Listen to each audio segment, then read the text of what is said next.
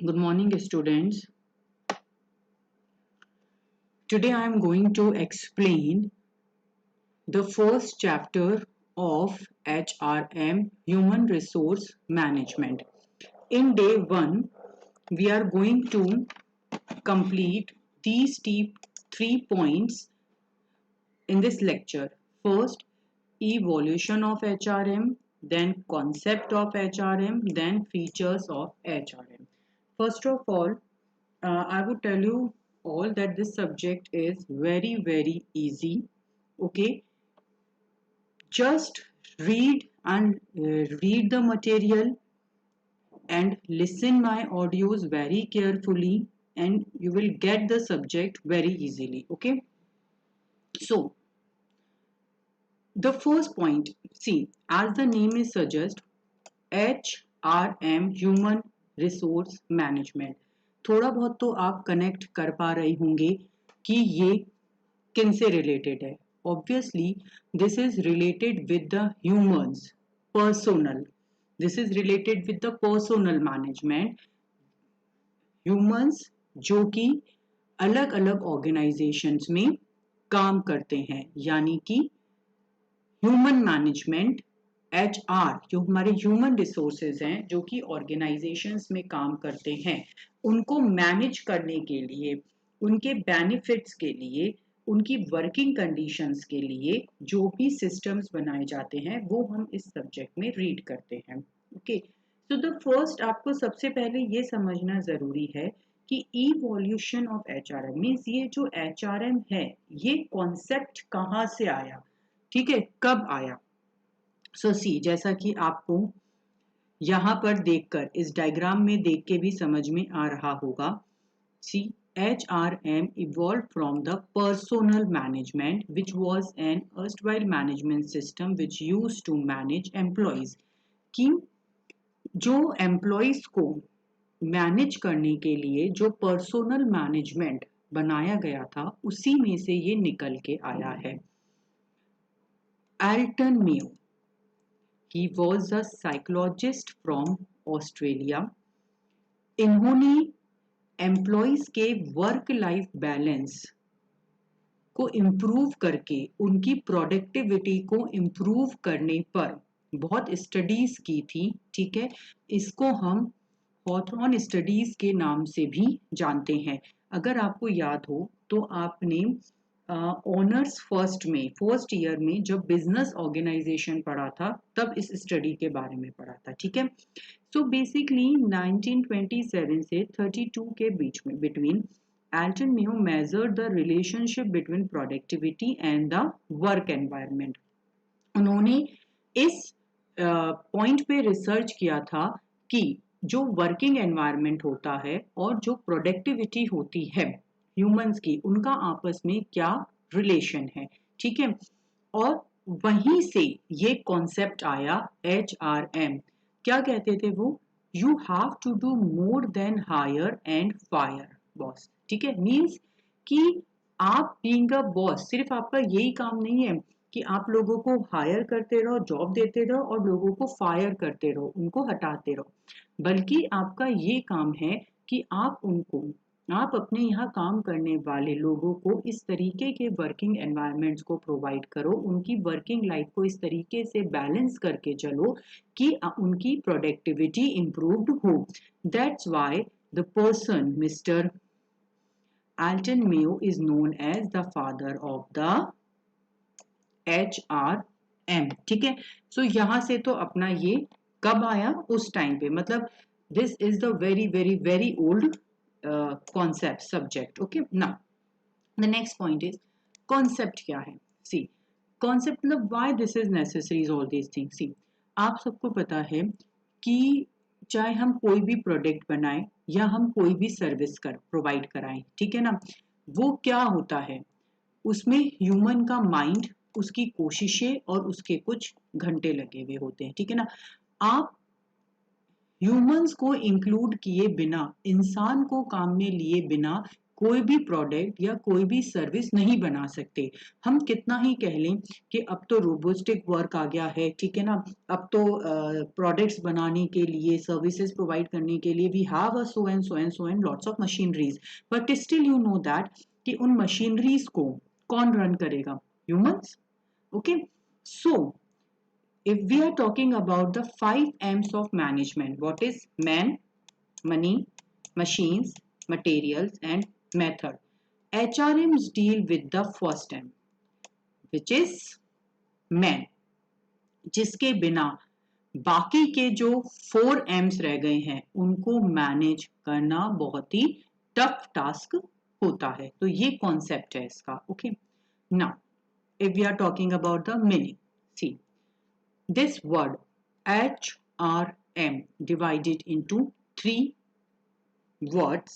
Okay, the first is human, second is resource, and third is management. So this is the literal meaning, this is a very simple meaning of HRM. So HRM में human refers to the skilled workforce in an organization, कि एक organization में काम करने वाले वो सब skilled persons, skilled workforce is called human.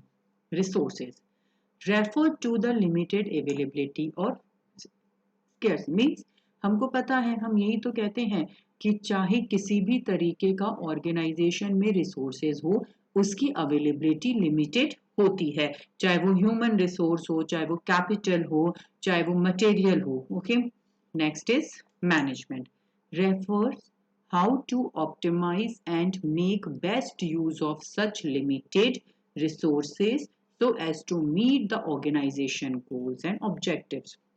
अब मैनेजमेंट लेवल पर क्या काम होता है? यही काम होता है कि जो लिमिटेड रिसोर्सेज अवेलेबल हैं एक ऑर्गेनाइजेशन के पास में, उसका बेस्ट यूटिलाइजेशन किया जाए सो दैट कि ऑर्गेनाइजेशनल गोल्स एंड ऑब्जेक्टिव्स पर पहुंचा जा सके। ठीक है, so therefore HRM is meant for proper utilization of available skilled workforce and also to make efficient use of existing human resources in the organization.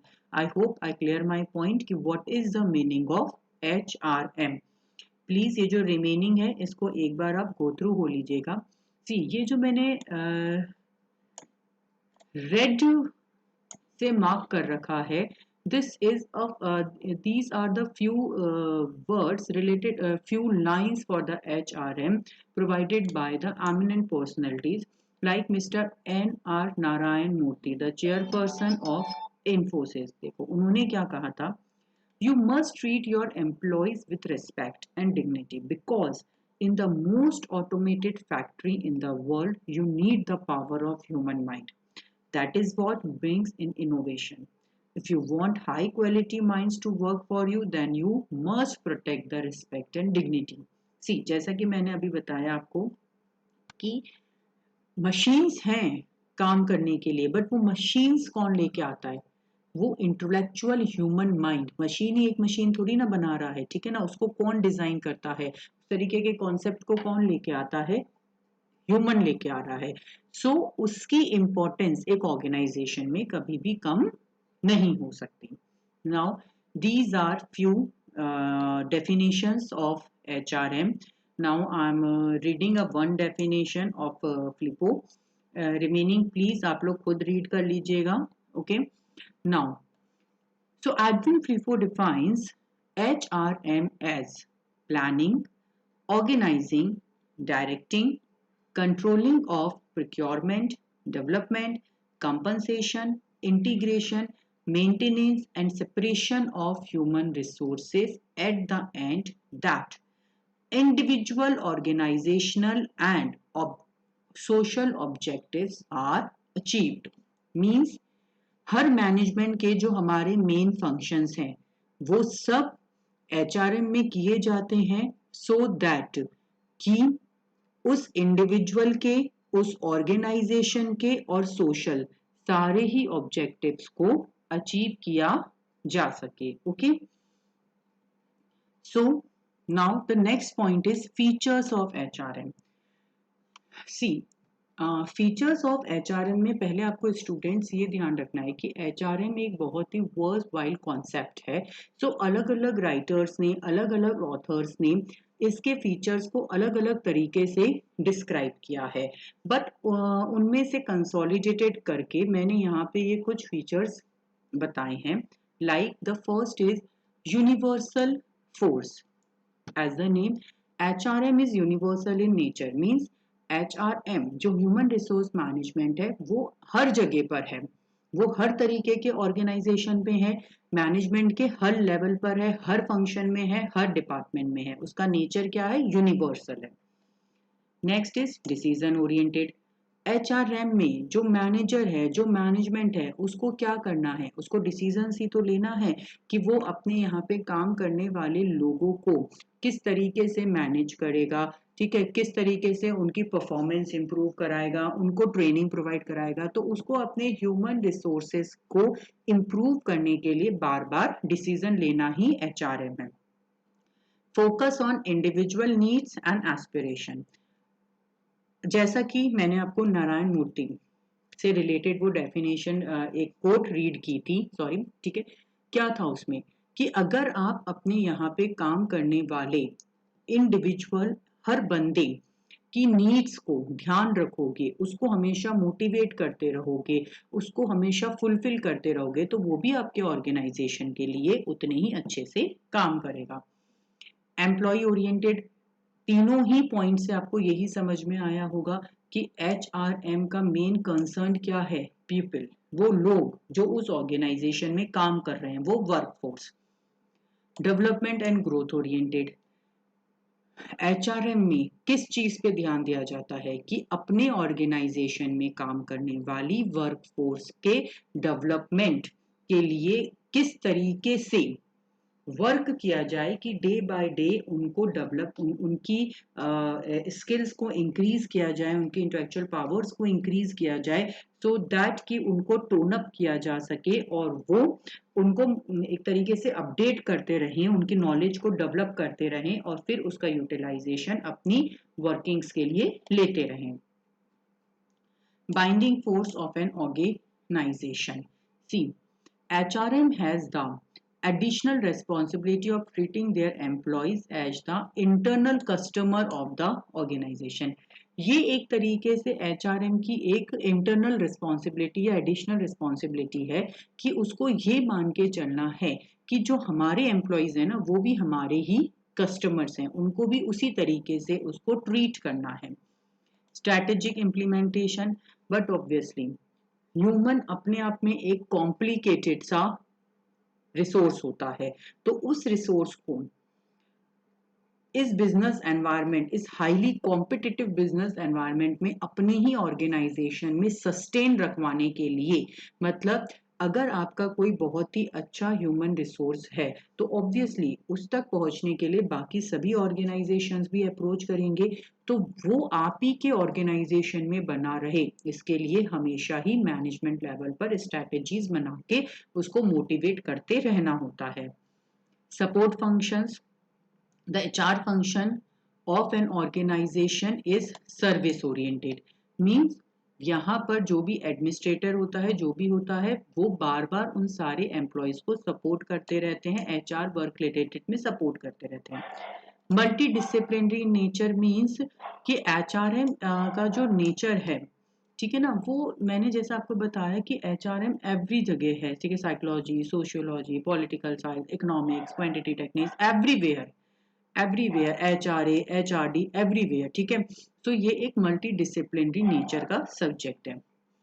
On going and forward looking nature, HRM में हमेशा future oriented सोचा जाएगा, forward looking रखी जाएगी कि हम अगर अपने एम्प्लॉय को इस तरीके से ट्रेंड करेंगे तो वो हमारे ऑर्गेनाइजेशन के लिए इतना बेनिफिशियल है, ठीक है। सो स्टूडेंट, दीज 10 पॉइंट्स मैंने कंसोलिडेटेड करके HRM की करेक्टरिस्टिक्स बनाई है, बट उसके बाद मैंने यहाँ पर नीचे कुछ और पॉइंट्स भी as a HRM characteristics features explain किए हैं, which is given by the VP Mitchell, these also the a big author of HRM, okay, big writers हैं, इन्होंने भी अपनी कुछ बहुत सारी थोरम्स वगैरह डेवलप करी थी और उससे उन्होंने HRM रिलेटेड ये कुछ फीचर्स बनाए हैं which these features are also same as the above one but it's just I'm providing here कि आपको दोनों में से जो भी easy going way में learn हो रहे हो आप उनमें से इसको कुछ भी ले सकते हो, ठीक है। लाइक जैसे इन्होंने जो फीचर्स एक्सप्लेन किए HRM के वो क्या थे, मैनेजिंग एम्प्लॉयज। ऑब्वियसली HRM का जो फर्स्ट कंसर्न है, प्राइमरी कंसर्न वो क्या है, अपने यहाँ पे काम करने वाले हर तरीके के एम्प्लॉय को मैनेज करना, उसको मोटिवेट करना, उसको अपॉर्चुनिटी प्रोवाइड कराना। ऑल परसेप्ट मीन्स कि चूंकि ये एक यूनिवर्सल लेवल पर होता है तो हर तरीके के ऑर्गेनाइजेशन में इसको मैनेज करने का एक अपना तरीका होगा। HRM एक कॉन्टिन्यूस प्रोसेस है, जब तक ऑर्गेनाइजेशन है तब तक उसको रन करने के लिए हमें ह्यूमन रिसोर्स चाहिए, तो जब तक ह्यूमन रिसोर्स है तब तक HRM भी है, ठीक है। So these are the features of the HRM। So in today's lecture हमने क्या क्या कंप्लीट किया, क्या क्या किया, इवोल्यूशन, कॉन्सेप्ट एंड फीचर्स। आप इस ऑडियो को ध्यान से सुन लेना, उसके बाद ये PDF एक बार रीड कर लेना और अगर आपको कोई भी डाउट होता है तो please ask me in the comment section. Thank you so much.